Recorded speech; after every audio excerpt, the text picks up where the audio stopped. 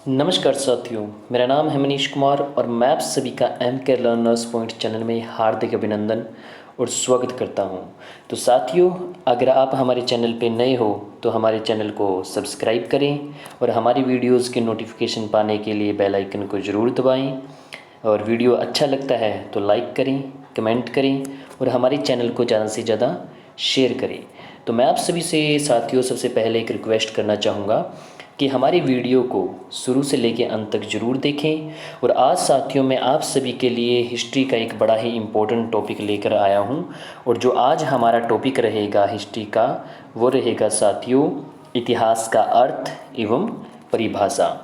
आपने काफ़ी बार देखा होगा कि इतिहास के जो हिस्ट्री के जो अलग अलग एग्ज़ाम है, चाहे वो नेट का एग्ज़ाम हो, चाहे वो किसी भी स्टेट का टेट हो, ठीक है साथियों, या हिस्ट्री का कोई भी एग्ज़ाम हो, उनमें क्या होता है बहुत बार हिस्टोरियोग्राफी से क्वेश्चन पूछे जाते हैं। ठीक है, ये भी पूछा जाता है कि इतिहास का पिता कौन है, ये भी पूछा जाता है कि ये इतिहास की डेफिनेशन किसने दी है। तो आपको ये वीडियो देखने के बाद इन सभी जो क्वेश्चंस के जो आंसर हैं वो आप सभी को मिल जाएंगे। तो देखते हैं साथियों, आज का हमारा टॉपिक शुरू करते हैं, इतिहास का अर्थ एवं परिभाषा। तो सबसे पहले साथियों कि इतिहास का अर्थ सरल नहीं है। इतिहास का अर्थ सरल नहीं है, बिल्कुल सही कहा है कि साथियों इतिहास का अर्थ सरल नहीं है। अगर इतिहास का अर्थ इतना ही सरल होता तो विद्वानों में मतभेद क्यों होता। जो हमारी अगली डेफिनेशन है, माफ़ करिएगा, जो अगली हमारी लाइन है उसमें दिया है कि इसकी परिभाषा को लेकर विद्वान एकमत नहीं है।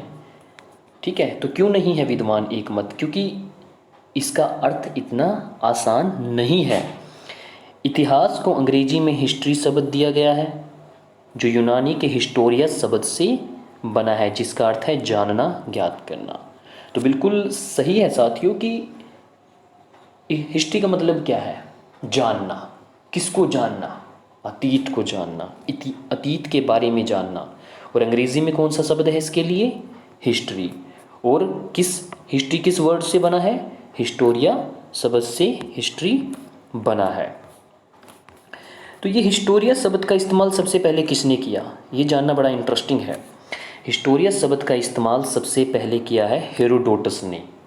ठीक है, हेरोडोटस को इतिहास का पिता कहा जाता है।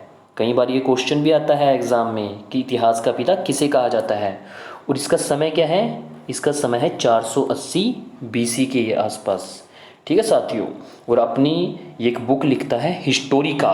और उस बुक में क्या बताता है, ये भारत के और यूनान के क्या रिलेशंस हैं, यानी ये उसमें यूनान के और भारत के क्या रिलेशंस रहे हैं उनके बारे में, उनके इतिहास के बारे में जानकारी देता है।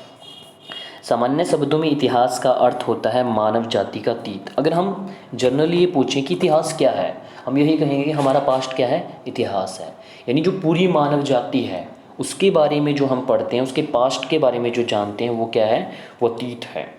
लेकिन हम अतीत की हर बात याद नहीं रखते, यही बड़ा इंटरेस्टिंग है।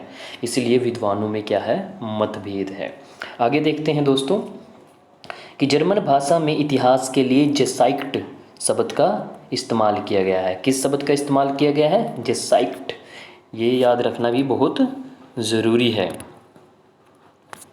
आगे देखते हैं, 19वीं शताब्दी तक यही माना जाता था कि इतिहास सिर्फ अतीत की घटनाओं को इकट्ठा करना है। लेकिन 19वीं शताब्दी के बाद यह धारणा बदलने लगी।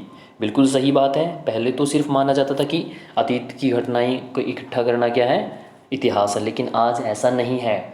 आज हम इतिहास में आलोचनात्मक मूल्यांकन करते हैं। ठीक है, घटनाओं के हर पक्ष को देखते हैं।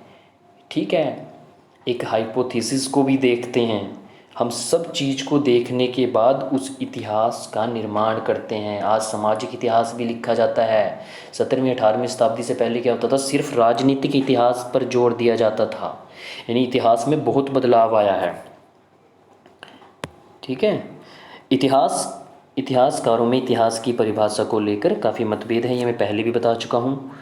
और आपको एक बड़ा इंटरेस्टिंग बताता हूँ कि एक इतिहासकार हैं कार्ल आर पापर। ये क्या कहते हैं कि इतिहास का तो कोई अर्थ ही नहीं, ना कोई इसका उद्देश्य है। आगे देखते हैं क्या कहते हैं साथियों। आगे कहते हैं कार्ल आर पॉपर कि इतिहास का कोई अर्थ नहीं, क्योंकि इतिहास का कोई लक्ष्य नहीं है।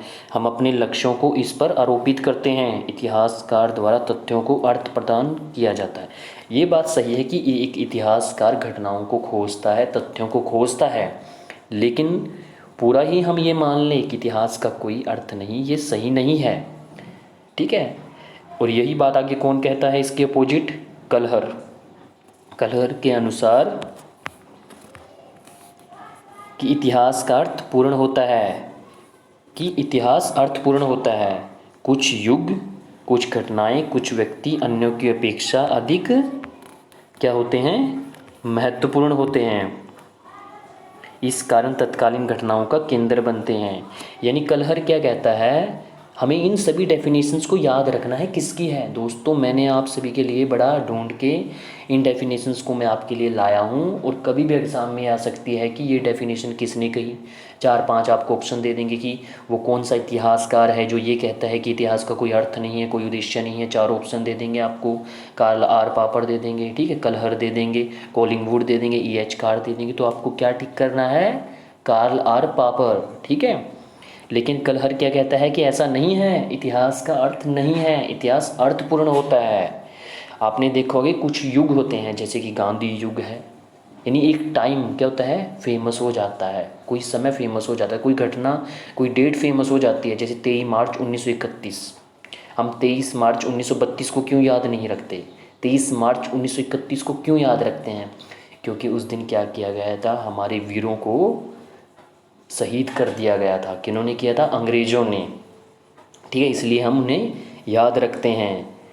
ठीक है। और कई कैरेक्टर ऐसे होते हैं जैसे भगत सिंह है, हम सबको क्यों नहीं याद रखते? कितने क्रांतिकारी हुए हैं, ऐसे हुए हैं जिनका तो कुछ स्वतंत्रता आंदोलन में जो बहुत से लोग थे, हज़ारों लाखों लोग थे, लेकिन कुछ ही ऐसे हुए हैं जिनको हम जानते हैं, क्योंकि उन्होंने क्या किया है? चारों आसपास का जो पूरा जो माहौल था वो उन्होंने क्या कर लिया था? वो उनसे जुड़ गया था, वो केंद्रित हो गए थे उस घटना के।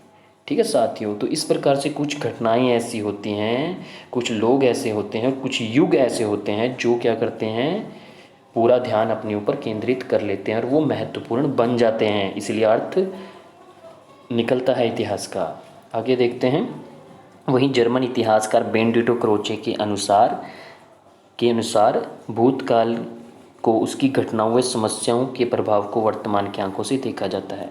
क्रोचे कहते हैं कि हम इतिहास में क्या करते हैं? हम इतिहास में क्या करते हैं? वर्तमान की आंखों से हम इतिहास की घटनाओं को देखते हैं, उसके समस्याओं को देखते हैं। यही क्या है? यही इतिहास है। आगे देखते हैं क्रोचे क्या कहता है। क्रोचे कहते हैं कि इतिहास का अर्थ सिर्फ यही नहीं है कि केवल घटनाओं को इकट्ठे करना, अपितु आलोचनात्मक दृष्टि से उसका विश्लेषण करना। आलोचनात्मक दृष्टि क्या होती है? आलोचनात्मक दृष्टि होती है कि किसी चीज़ का पॉजिटिव और नेगेटिव दोनों ही पक्षों को देखना, सकारात्मक और नकारात्मक। मान लीजिए कि हम ये कहें कि गांधी जी बहुत अच्छे हैं, बहुत अच्छे हैं, ऐसा नहीं है साथियों, किसी न किसी में कुछ ना कुछ कमी होती है। और अगर हम ये कहें कि हिटलर तो बहुत बुरा था, हिटलर तो बहुत बुरा था, तो ऐसा भी नहीं है, उसमें भी कुछ ना कुछ अच्छाई ज़रूर होगी।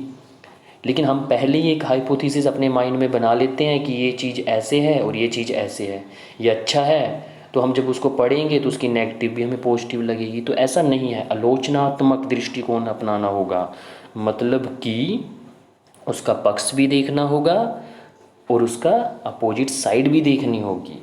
ठीक है। और लास्ट में जो हमारी जो लास्ट डेफिनेशन है आज, वो कौन सी है साथियों? वो देखते हैं, डोनाल्ड ग्रेंस्की की है वो। डोनाल्ड ग्रेंस्की के अनुसार इतिहास विगत होता है अतीत, विगत मानवीय समाज का मानवतावादी एवं व्याख्यात्मक अध्ययन है। यानी जो मानव का जो समाज रहा है उसके बारे में जानना, समझना, वो क्या है? उसका अध्ययन क्या है? इतिहास है, जिनका उद्देश्य वर्तमान के बारे में अंतर्दृष्टि प्राप्त करना तथा अनुकूल भविष्य को प्रभावित करने की आश जागृत करना है। यानी डोनाल्ड ग्रेंस्की कहता है साथियों कि इतिहास में जो मानव थे, जो लोग थे, उनके बारे में हम जानते हैं, पढ़ते हैं। क्यों पढ़ते हैं? ताकि हम अपने वर्तमान में उनको जान सकें और अपने भविष्य को अच्छा बना सकें। तो ये था साथियों आज आपके लिए इतिहास का अर्थ एवं परिभाषा। और ये था साथियों आपके लिए पार्ट 1, और कल मैं आपके लिए इससे नेक्स्ट जो आएगा आपके लिए वो पार्ट 2 आएगा। ठीक है साथियों, तो ये था पार्ट 1, और आई होप आप सभी को ये अच्छा लगा होगा। अगर साथियों आपको हमारा वीडियो अच्छा लगे तो हमारे चैनल को ज़रूर सब्सक्राइब करें। और साथियों आपसे बस एक ही रिक्वेस्ट है कि जब भी मैं कोई भी वीडियो डालूं तो आप उसको पूरा देखें, क्योंकि साथियों मैं आपके लिए बहुत मेहनत करता हूं, और अगर आप इस वीडियो को आप पूरा नहीं देखते तो कहीं ना कहीं वो मेहनत ख़राब जाती है। तो आप इस वीडियो को पूरा ज़रूर देखें। तो आप सभी का बहुत बहुत धन्यवाद साथियों, आप हमारे चैनल पे आए और आपने हमारा वीडियो देखा। थैंक यू दोस्तों, बहुत बहुत।